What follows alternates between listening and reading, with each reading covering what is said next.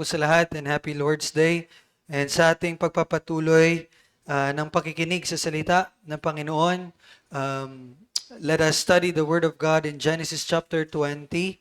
And isang beses lang natin ito pag-aaralan. So we will study the whole chapter of Genesis chapter 20. Genesis chapter 20. So, bago natin basahin, 2 Sundays ago po, natapos na natin ang chapter 19. I think we had like 4 Sundays or 5 Sundays para matapos yung chapter 19. And kung matatandaan nyo po, doon po tayo natuto mula sa salaysay patungkol kay Lot. So chapter 19 focuses sa story about kay Lot.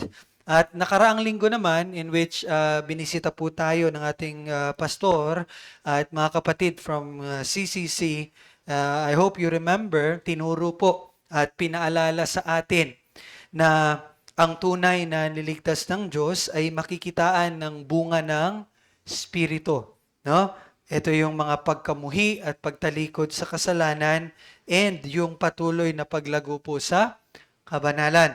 So nawa, sa pamagitan po ng mensahe na iyon ay na-push tayo na tingnan ang ating mga kasalukuyang mga ginagawa. So nawa na napagtanto, nagbulay-bulay tayo. At iyon nawa ay nagbigay ng matinding pagtatama at pagtutuwid kung tayo po ay nasa panahon ng pagpili natin sa ating mga sariling nais at mga kasalanan. No? At naniniwala ako na malaking pagpapala iyon mula sa ating Panginoon, ang mensaheng iyon sa bawat isa sa atin. Ngunit, sa tingin ko ay kailangang bigyang paalala ang bawat isa patungkol doon. Why? Dahil maaring baluktutin ni Satanas yung katotohanan na ating narinig po last Sunday. Sa halip na ito ay nagbigay ng kalakasan or nagbigay ng encouragement, ay baka ito po ay nagdulot sa bawat isa ng doubt or pagdududa. Or baka ito din ay nagdulot ng kawalan ng kapahingahan sa bawat isa. Ang tinutukoy ko po ay baka nagkaroon ng pagdududa tungkol sa kaligtasan. Kasi nga po, it's about ang tunay na ligtas ay may bunga. Tama?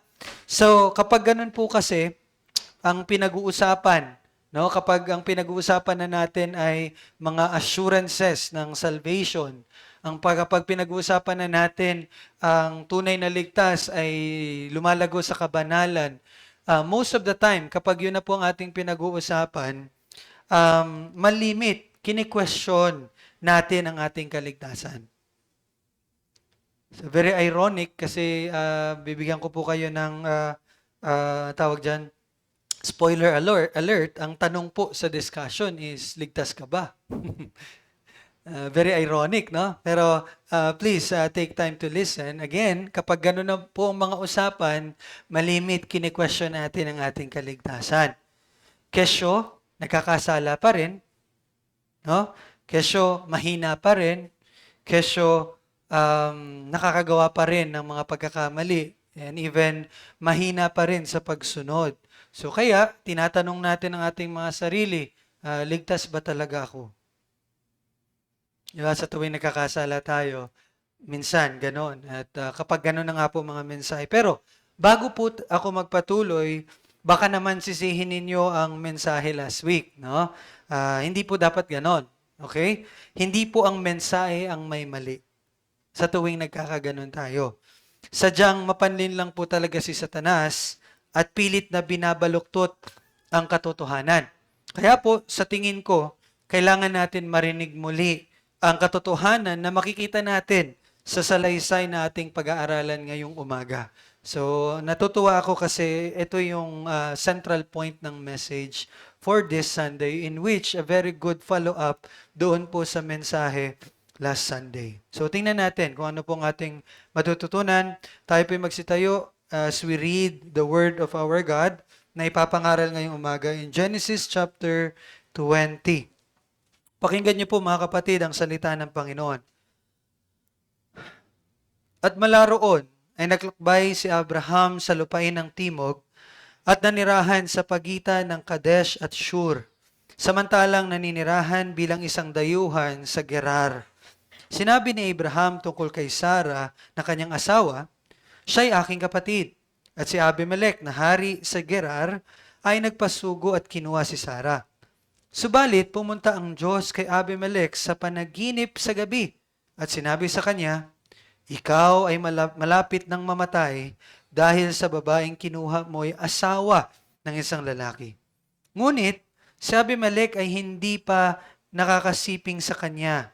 At sinabi niya, Panginoon, papatayin mo ba pati ang isang bayang walang sala? Hindi ba siya rin ang nagsabi sa akin, siya'y aking kapatid? At si Sarah man ay nagsabi, siya'y aking kapatid.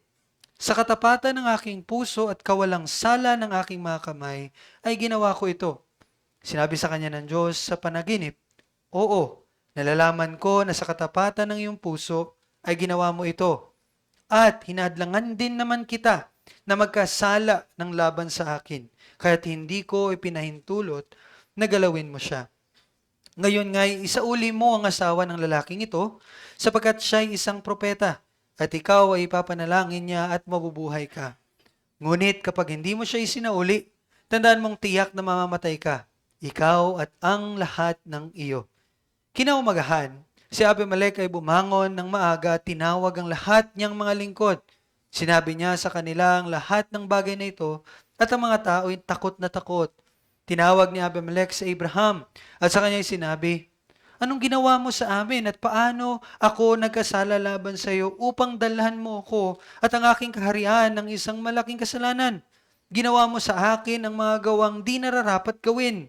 At sinabi ni Abimelech kay Abraham, ano bang iniisip mo at ginawa mo ang bagay na ito?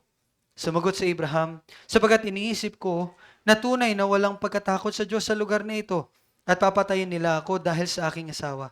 At saka talagang siya'y kapatid ko, anak ng aking ama, subalit hindi anak ng aking ina, at siya'y naging asawa ko. Nang paalisin ako ng Diyos sa bahay ng aking ama, ay sinabi ko sa kanya, ito ang kabutihan na may papakita mo sa akin. Sa lahat ng lugar ng ating pupuntahan ay sabihin mo tungkol sa akin, siya'y aking kapatid.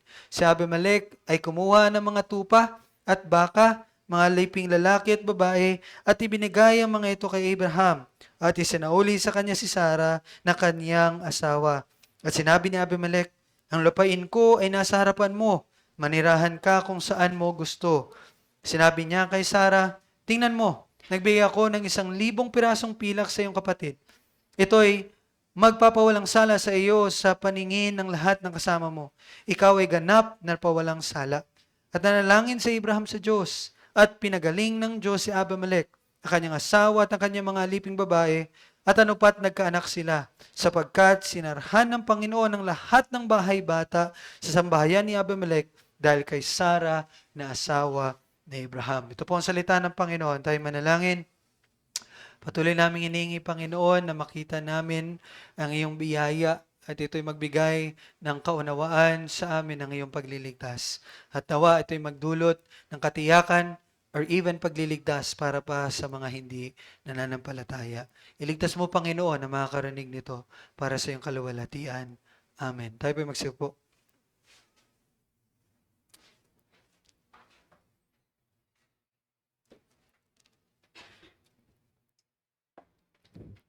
Okay. So, kung inyo pong matatandaan, bago po natin nakita ang hatol ng Diyos sa Sodoma at Gomora, yun po ang ating nabasa sa chapter 19. Yun po ang ating pinag-aralan. It's about the judgment of God sa Sodoma at Gomora.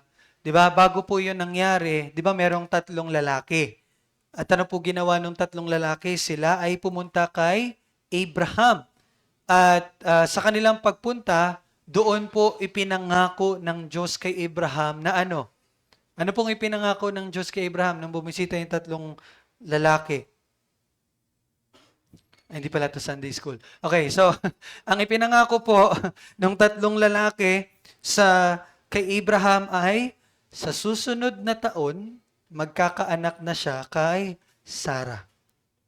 So yun ang sinabi ng 3 lalaki. And alam nyo ba, mahalaga po ang impormasyon na iyon sa ating pag-aaral sa Genesis 20.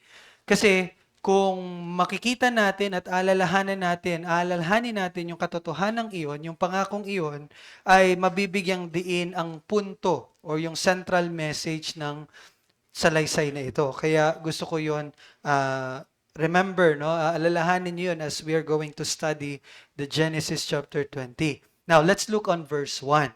Anong sinabi po sa verse 1? Dito sa verse 1, binanggit dito na sila Abraham ay naglakbay. If you remember, sila po ay nasa Mamre. Di ba? Nung niligtas ni Abraham si Lot, sila po ay naninirahan sa Mamre. So mula sa Mamre, sila ay patungo sa Gerar. Now, the question, saan ba yung Gerar? Saan ba ito banda? So ito po ay nasa border po ng Promised Land. So in our current time, the Promised Land is the Israel. Okay? Yun po ang bansa ng Israel is the Promised Land. Now, ang Gerar po is parang nasa, ano na siya, nasa south na border. Kumbaga parang nasa dulo po. No? So, ibig sabihin po, ang Gerar po ay isang bayan doon sa Canaan. Isa po siya sa mga bayan sa Canaan or yung Promised Land. And sa pagpunta nila doon, tingnan natin ang nangyari verse 2. Now, in verse 2, sinabi ni Abraham tungkol kay Sarah na kanyang asawa, no? Binigyang diin dito na si Sarah ay asawa ni Abraham. Pero tingnan niyo po anong sinabi ni Abraham sa kanyang asawa. Hindi ito sinabi ni Abraham kay Sarah, but sinabi nito kay Abimelech. Okay? Sinabi ni Abraham kay Abimelech, siya'y aking kapatid. And anong nangyari? Si Abimelech, na hari ng Gerar, ay nagpasugo at kinuha si Sarah. Now, ang pangyayaring ito ay may kahawig ng nangyari sa ating Bible reading kanina. Ano yung chapter na yun? Genesis chapter 12, verse 10 to 20. Very similar. Diba? Magkahawig po ang nangyari. At yun, yung Genesis 12, verse 10 to 20, ay doon po sila Abraham ay pumunta sa Egypt. Do you remember? Pumunta sila sa Egypt dahil merong taggutom. Diba? Mura sa I forgot, Horeb. Basta, yung lugar na pinagstayhan nila nung namatay yung kanyang tatay ni Abraham. And there was a famine, and so they moved to Egypt.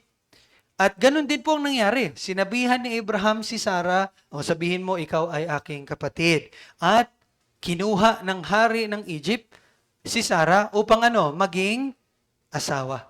And dito, sa verse 2, ang hari na nagangalang si Abimelech ay ganun din ang ginawa. Kinuha si Sarah para maging asawa. Ngayon, ang parteng ito po ay mahalaga. Verse 2 is very important dahil ang pangyayaring ito ay maaring makasira, no? Dahil ang parteng ito ay may kinalaman sa pangakong ibinigay ng Diyos kay Abraham. Ano nga yung pangako na yon? Na sa susunod na taon, magkakaanak siya kay Sarah. Okay? At sa punto po, ang punto po ay ang pangyayaring ito ay maaring makasira sa pangakong iyon. Okay? At kung titingnan natin ang mas malaking issue, ang pangyayaring ito ay maaring makasira sa pangako ng pagliligtas ng Diyos. Not only the promise na magkakaanak si Abraham kay Sarah, but in a bigger issue, makakasira ito sa pangako ng pagliligtas ng Diyos. Why? Bakit? Dahil po ang binhi na ipinangako sa Genesis 3:15 ay magpapatuloy kay Abraham sa pamagitan ng kanyang asawa na si Sarah. Kita niyo po yon? So, kaya po, mahalagang bigyan natin ng pansin at halaga ang tagpong ito at kung ano ang mangyayari dahil ito ay may kinalaman sa kaligtasan natin. Ganon kahalaga po yun. Kaya kung sasabihin natin, nasa bingit tayo ng spiritual na kamatayan. Kung babalik tayo sa panahong ito, nasa bingit ng spiritual na kamatayan po ang ating kaligtasan. Ganun po ang nangyayari dito. Ganun po kaseryoso ang tagpong ito. kung nangyari iyon at natuloy iyon, it is possible na wala tayong kaligtasan. But one thing is very nagbibigay aliw sa atin. Our God is sovereign. No, He can still do what He planned, what He wills. No? Kaya lang, if titingin tayo na niloob ng Diyos na ito'y mangyari kay Abraham at kay Sarah, itong event na to is really a point na, kung nag-fail ito at nangyari yon, wala na, tapos na. Wala tayong kaligtasan. Ang pagtupad po ng kaligtasan ay maaaring hindi na matuloy dahil dito sa nangyaring ito. Subalit, verse 3. Ano nangyari? Subalit, pumunta ang Diyos kay Abimelech. Saan? Sa panaginip. Sa gabi at sinabi sa kanya, ikaw ay malapit na mamatay dahil sa babaeng kinuha mo'y asawa ng isang lalaki. Makikita natin, again mga kapatid, makikita natin dito ang katapatan po at biyaya ng Diyos. Pumagitna na naman ng Diyos. Hindi niya hinayaang hindi matuloy o hindi mangyari ang kanyang pangako kay Abraham. At sa mas malaking diwa, hindi niya hinayaang hindi matuloy o hindi mangyari ang pangako ng pagliligtas para sa mga makasalanan. Verse 3 pa lang, malaman na, no? Dito ay hinatulan niya si Abimelech sa kasalanang pagkuha ng babae na may asawa. Ngunit, verse 4, umapela si Abimelech. No? Umapela si Abimelech in verse 4. And tunay na sinabi dyan sa verse 4, hindi pa nakasiping si Abimelech kay Sarah. So binigyang diin ito ni Moses. Ibig sabihin po, hindi pa nadungisan si Sarah. Okay? At bilang footnote, mahalaga po ang impormasyon na ito. Why? Dahil ito ay nagpapatunay na na-preserve hindi lang si Sarah, kundi lalong-lalo na ang pagsasakatuparan ng pangako. So that little statement in verse 4 is has a great message sa atin. Hindi nadungisan si Sarah. Hindi pa nasipingan ni Abimelech si Sarah. So it means, ang pagsasakatuparan ng pangako ay hindi nadungisan. Hindi tayo magkakaroon ng pag-iisip na, baka si Isaac ay anak ni Abimelech. Di ba? Hindi magkakaroon ng ganong question. Hindi magiging questionable ang pagsasakatuparan ng pangako. Kaya mahalaga po ang impormasyon na ito. Ngayon, tingnan natin kung anong apela ni Abimelech. Maganda makita natin ang kanyang sinabi. Anong sinabi ni Abimelech? Papatayin mo ba pati ang isang bayang walang sala? Now, remember, it is only Abimelech. Si Abimelech lang kumuha kay Sarah. Pero anong sabi niya? Papatayin mo ba pati ang bayang walang sala? Ito po ay pahiwatig ng kanyang pagkaunawa na kinakatawan niya bilang hari ang bayan ng Gerar.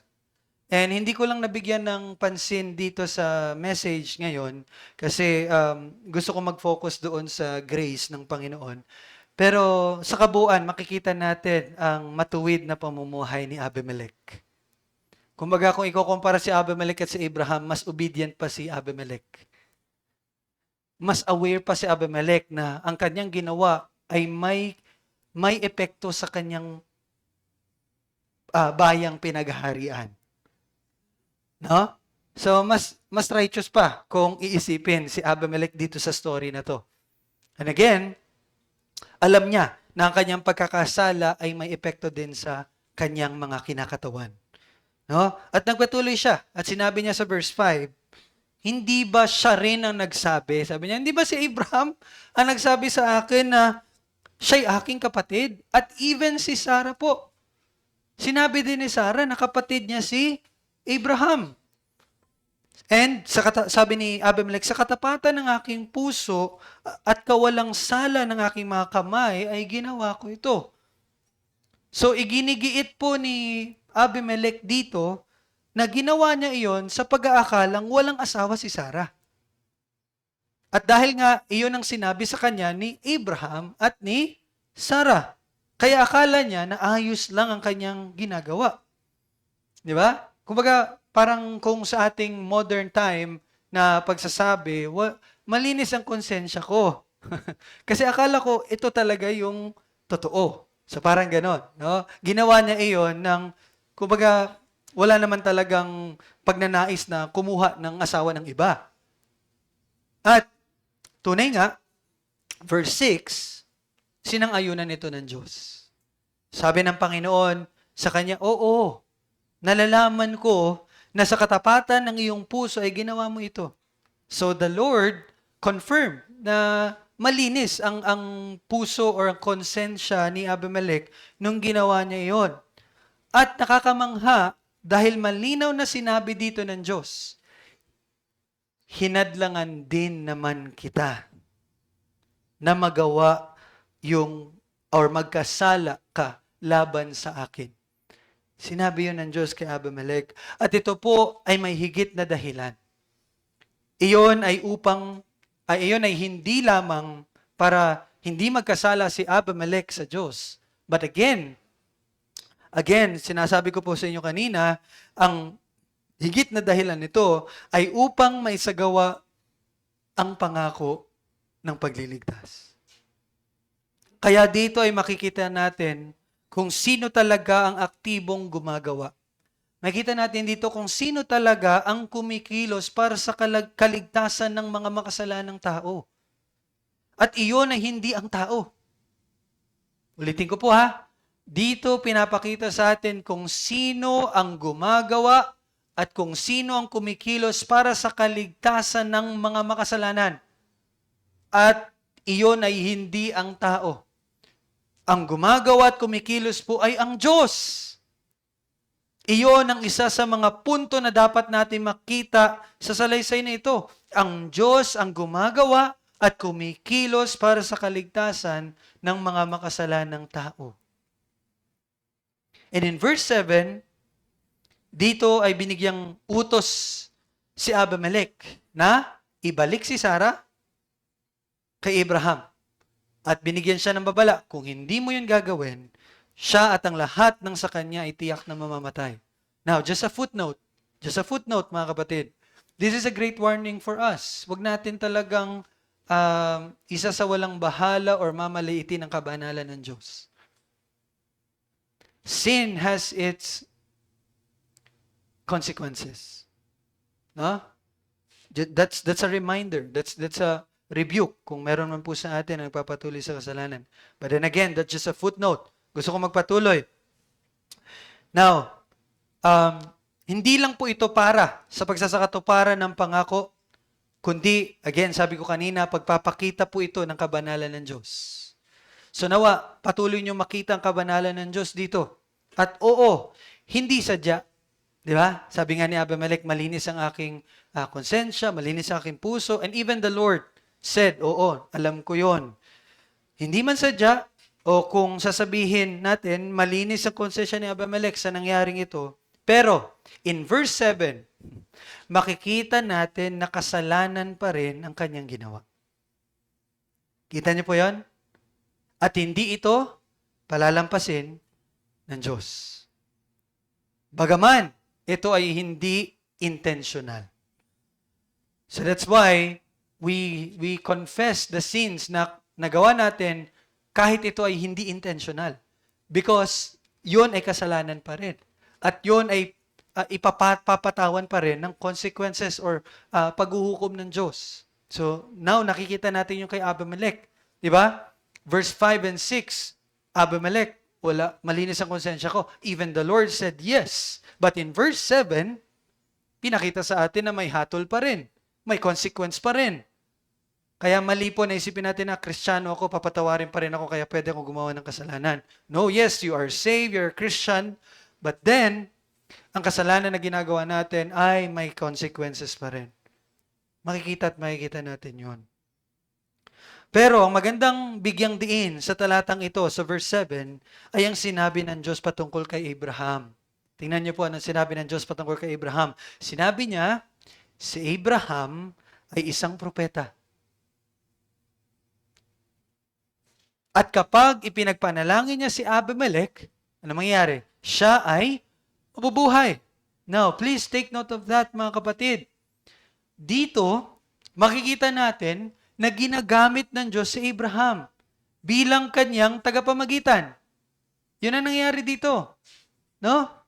O ginagamit ng Diyos si Abraham bilang kaparaanan ng pagbibigay ng hatol at ng pagpapala. No, pero kung matatandaan niyo po kanina, si Abraham ay tahasang nagsinungaling. Si Abraham at higit pa doon, si Abraham ay nagpakita ng kawalan ng pagtitiwala sa Diyos. Biruin niyo po, sa kabila ng mga naranasan ni Abraham patungkol sa pagkilos ng Diyos sa buhay niya, wala pa rin, makikita natin na sa tagpong ito, natatakot pa rin siya sa mga tao, sa halip na magtiwala sa Diyos. Pero sa kabila ng iyon, siya ay ginagamit pa rin ng Diyos. Pakinggan niyo po yun. Sa kabila ng iyon, sa kabila ng kanyang pagsisinungaling, sa kabila ng kanyang pagkakasala, sa kabila ng kanyang kahinaan ng pagtitiwala sa Diyos, siya ay ginagamit pa rin ng Diyos. Kaya ano po ang pinapahiwatig nito sa atin? Pinapakita po dito na hindi po nakasalalay pati ang paglilingkod sa ating katapatan. Hindi nakasalalay ang ating paglilingkod sa ating katapatan. Ang ating pong paglilingkod o ang tagumpay natin dito ay hindi po nakaayon sa ating kakayahan at katapatan. Bagaman mahalaga yon. Pero ito po ay nakasandig lamang sa katapatan at habag po ng Diyos. Ang ating paglilingkod sa Kanya, ang pagiging successful nito ay hindi po because we are faithful. Again, although it is important, but hindi yun ang dahilan. But ang dahilan ay nakasalalay pa rin sa katapatan at habag po ng Diyos. Kaya po maling isipin na, di ba dati, Kuya, hindi mo na ako mag-share ng gospel kasi mahina ako ngayon, may kasalanan ako. Although, yeah, makaka-apekto yun sa atin. But again, ang pagliligtas ng Diyos ay hindi dahil nag-share ka ng gospel dahil wala kang kasalanan ginagawa. Ang pagliligtas ng Diyos ay sa pagkilos niya sa buhay ng taong iyon. Hindi sa faithfulness mo. At hindi rin sa kahinaan mo. Ang pagliligtas niya ay sa kanyang katapatan at kanyang kalakasan. Kaya again, it is wrong. And again, kapag ganun ang ating inisip, bagaman maganda, but hindi natin namamalayan, we are still depending on our own efforts and works. At hindi po yun nararapat. Kung matatandaan nyo, ipinangako ng Diyos kay Abraham na sa pamagitan niya ay pagpapalain ng ibang mga bansa. Genesis 12. Tama? Promise yun ng Diyos kay Abraham. At ito po ay isa sa mga halimbawa nun. Ito sa mga halimbawa na pinagpapala ng Diyos ang ibang bansa sa pamagitan ni Abraham. So, sino ang faithful? Ang Diyos. Bagaman Abraham was unfaithful. At ito ay nangyari kahit na po si Abraham ay may pagkakamali. In the midst or in the middle of Abraham's sin, the Lord used him. Kahit na si Abraham ay hindi nagtiwala sa Diyos. Kahit na si Abraham ay nagsinungaling. Kahit na si Abraham ay hindi na naman naging mabuting asawa kay Sarah. Biruin mo, binigay niya si Sarah para maging asawa ni Abimelech para lang siya ay maligtas at hindi mamatay. Sa kabila po ng lahat ng iyon, ginagamit pa rin siya ng Diyos. Why? Kasi tapat ang Diyos sa kanyang salita. Kaya po, makita nawa ng bawat isa, biyaya lang po talaga ang lahat. At nakabatay lamang talaga ang lahat sa Diyos. Maging ito man ay sa ating paglilingkod or kahit sa ating kaligtasan. Kaya po ang paglilingkod sa Diyos ay hindi pasanin, mga kapatid. Ang paglilingkod sa Diyos ay hindi pasanin. Ito po ay pribilehiyo. Paano? Bakit? Pribilehiyo ito hindi lamang dahil makapaglilingkod tayo sa Diyos. Hindi lamang yun privilege dahil you are serving God, kundi pribilehiyo ito dahil kahit po ang ating paglilingkod ay mula lang din po sa Kanya. Kaya hindi po dapat natin ibatay ang tagumpay ng ating mga ministeryo or effectivity ng ating paglilingkod sa ating mga kakayanan. Hindi din po natin dapat tingnan sa ating katapatan ng ating pagiging karapat-dapat sa paglilingkod. Ulitin ko po yun. Hindi po dapat nating tingnan sa ating katapatan ng ating pagiging karapat-dapat sa paglilingkod. At lalong-lalo na sa kaligtasan. Ang lahat po ng iyon ay nakabatay lamang po talaga sa katapatan at biyaya ng Diyos. Kaya sabi ko nga po, ang mensahe na karaang linggo ay lubos na pagpapala at pagpapaalala sa atin na ang pagiging ligtas ay may bunga ng buhay na hindi na bumabalik sa dating pagkatao. Patuloy na tumatalikod sa kasalanan at patuloy na lumalakad sa kabanalan at paglago. And that is a very good truth na pinaalala sa atin. Pero, tunay din na makikita natin ng ating mga sarili na nagkukulang sa lahat ng mga ito. Amen ba? O, diba? Pag ganun, amen. Because it is true. Hindi po. At kadalasan ng mensahe, tulad nung nakarang linggo, ay nagdudulot ng pagdududa at kabigatan sa atin. At gaya ng sinabi ko, hindi iyon dahil sa mensahe. Hindi po mali ang mensahe. Ang problema ay nanggagaling po sa atin. At paano nangyari yon? Dahil po tumitingin tayo sa ating mga gawa. Kaya nabibigatan. E paano hindi titingin sa gawa? E titingnan nga ang gawa, di ba? Bilang patunay ng kaligtasan. How can we reconcile that? Well, yes, dahil alam nating nagkakasala pa tayo at kung minsan nakikita natin ang mabagal nating paglago, napapaisip tayo kung ligtas ba talaga ako? Karapat-dapat ba talaga akong maglingkod? Well, again, maganda po yun. Maganda yun. Pero delikado din po yun. Kaya napakagandang mensahe at paalala ang makikita natin sa salaysay na ito. Kaya tingnan niyo po si Abraham.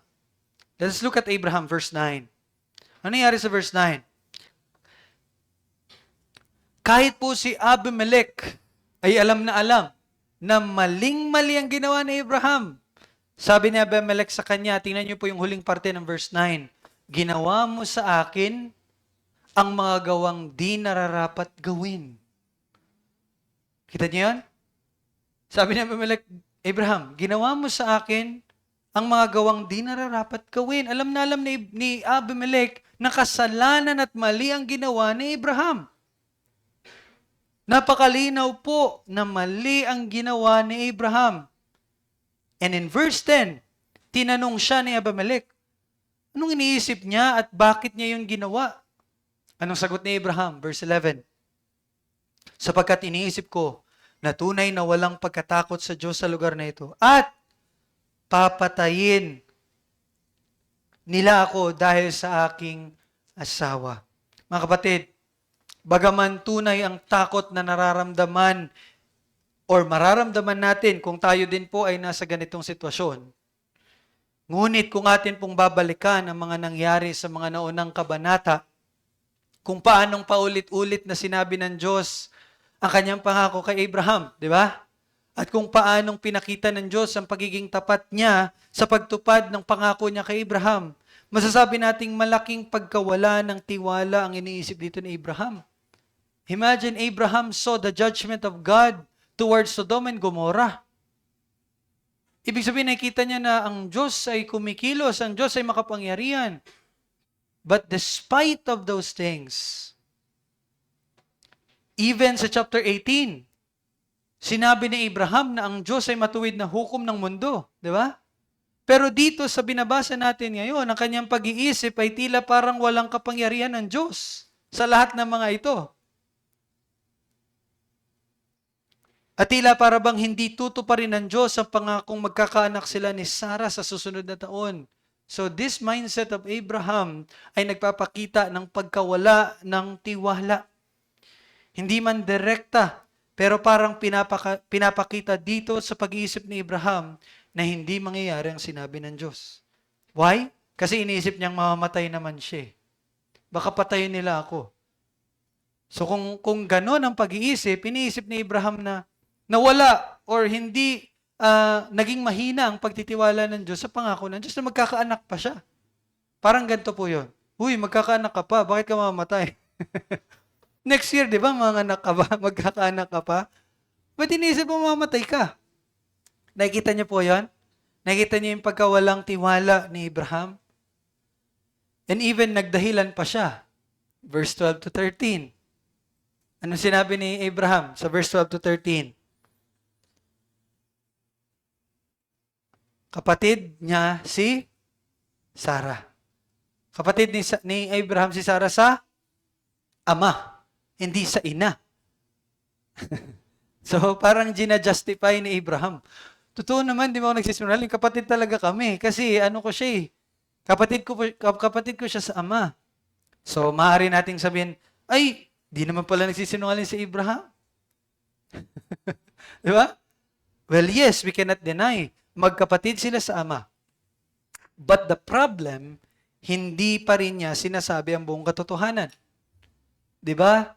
Binigyang diin ni Moses si Sarah na kanyang asawa. Hindi sinabi ang buong katotohanan na si Sarah ay asawa niya. At isa pa, isang pagkakasala na naman na makikita natin dito. Ano yon? Incest. Di ba? Incest. Ano yung incest? Yung pakikipagrelasyon sa kapamilya.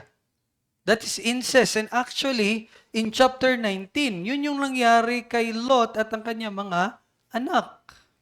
E nakita natin anong resulta nun. Moabites and Ammonites. You see? Again, pinapakita dito muli ang kasalanan ni Abraham. Mga kapatid, si Abraham po. Anong tawag kay Abraham? Abraham is the friend of God. Abraham is the father of faith.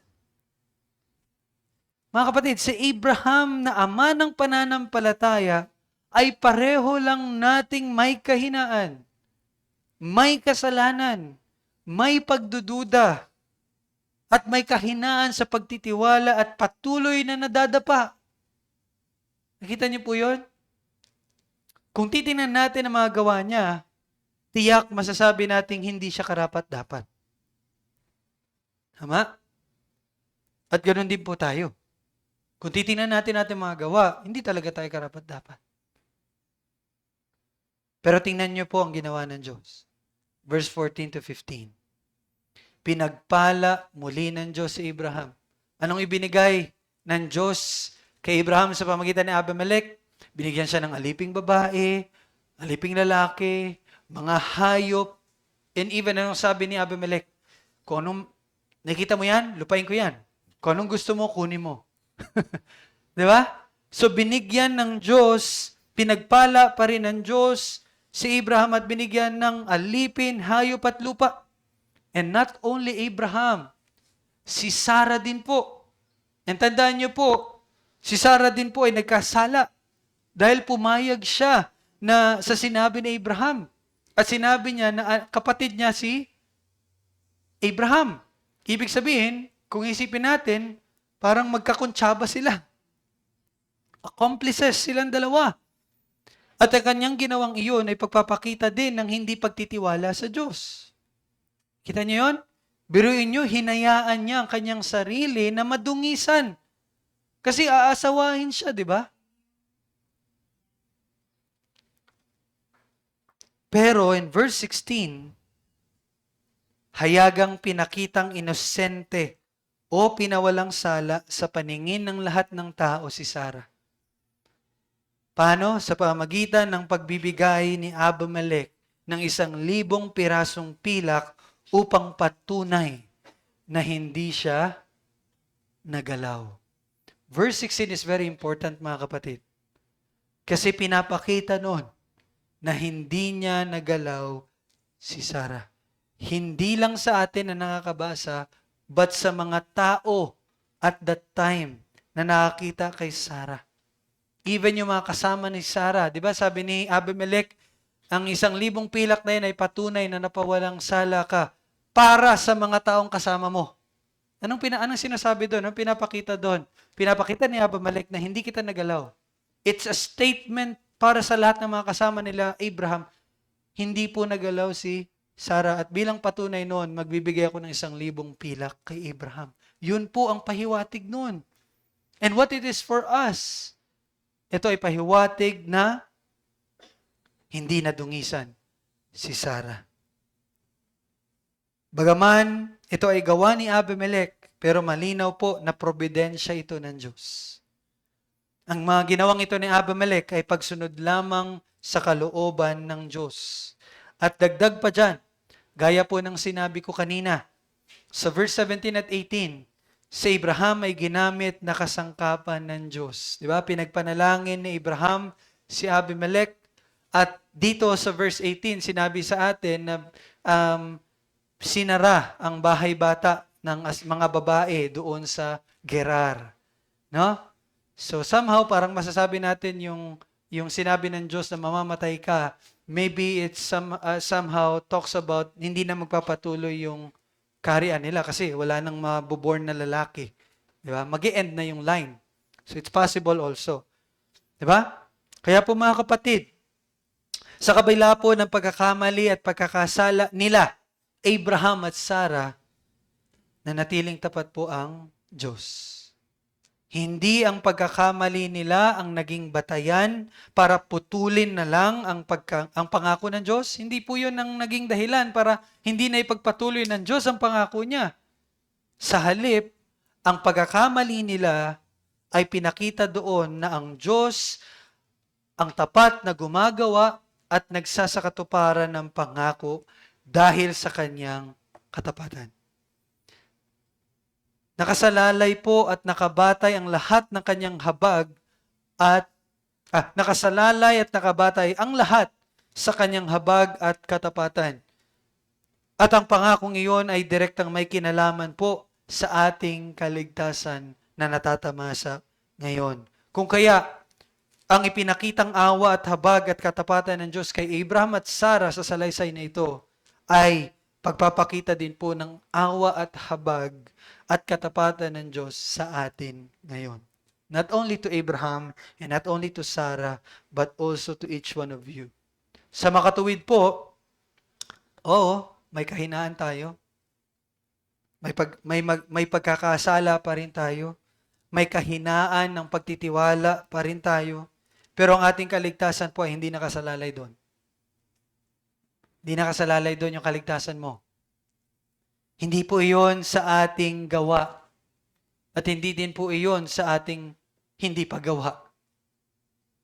Tandaan niyo po, ang kaligtasan po ay nakasalalay lamang sa habag, awa, pag-ibig at katapatan ng Diyos na kanyang tunay na isinakatuparan sa pamagitan ng Panginoong Jesus.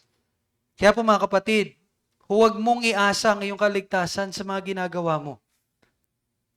Huwag mong hayaang questionin mo ang iyong kaligtasan dahil hanggang ngayon ay nagkakasala ka pa rin. Bagaman, mali po ang mga iyon, mali ang pagkakasala, mali ang paggawa ng hindi dapat at mali ang hindi paggawa ng dapat gawin.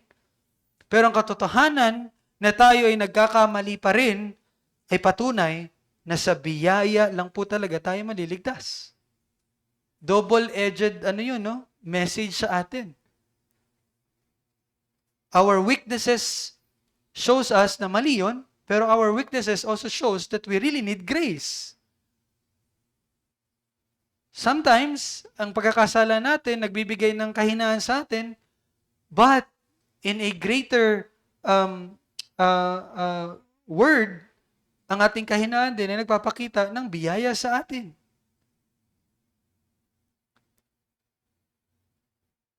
Dahil lagi tayong magkukulang sa ating pumagawa. Kaya we need grace. Kasi we will always fall short in this side of heaven. Not until we are glorified in our death or in the coming of Christ. Doon lang magiging perpekto ang lahat. Kaya nga, di ba, sa kinanta natin kanina, His return, His Son's return will end this age. And He will end its night. Di ba? Sa kabilang banda po, kahit na po tayo ay sumusunod, sa kabilang banda naman, kasi we're talking about hindi pagsunod. How about kapag tayo sumusunod? Sa kabilang banda, ang ating pagsunod ay hindi rin po dahilan ng ating kaligtasan. Tandaan niyo po, pakinggan niyo to. It's one of the posts doon sa Monergism. It's very timing. Sabi doon, ang antas ng iyong pagsunod ay hindi kailanman nagiging batayan ng pagtanggap sa iyo ng Diyos. Ulitin ko po, ang antas ng iyong pagsunod ay hindi kailanman nagiging batayan ng pagtanggap sa iyo ng Diyos. Gaano man kalaki ang iyong pagsunod sa Diyos, hindi kailanman magiging iyon ang dahilan kung bakit kanya tinanggap. Sapagkat kahit ang pinakamabuti nating mga gawa ay lubhang kulang upang maging karapat-dapat tayo sa Kanya. So paano tayo tinatanggap? Tinatanggap ng Diyos ang mga mananampalataya dahil ganap na sumunod si Jesucristo. Hindi dahil sumusunod ka. Tinanggap ka niya hindi dahil sumusunod ka, but tinanggap ka niya dahil sumunod si Jesucristo ng ganap. Pinasan niya ang iyong pagkakasala at ibinaling sa kanya, ibinaling sa mga makasalanan ang katuwiran ni Kristo. Yun ang dahilan bakit tinatanggap ang isang tao. Hindi dahil sa pagiging malakas niya sa pagsunod at hindi rin dahil mahina siya sa pagsunod. Ang pagtanggap ng Diyos sa isang tao ay dahil kay Kristo lamang. Mahalaga pa rin ang mabubuting gawa. Huwag natin yun mamalitin. Mahalaga pa rin po ang pagsunod at mahalaga po ang pagiging tapat sa Diyos.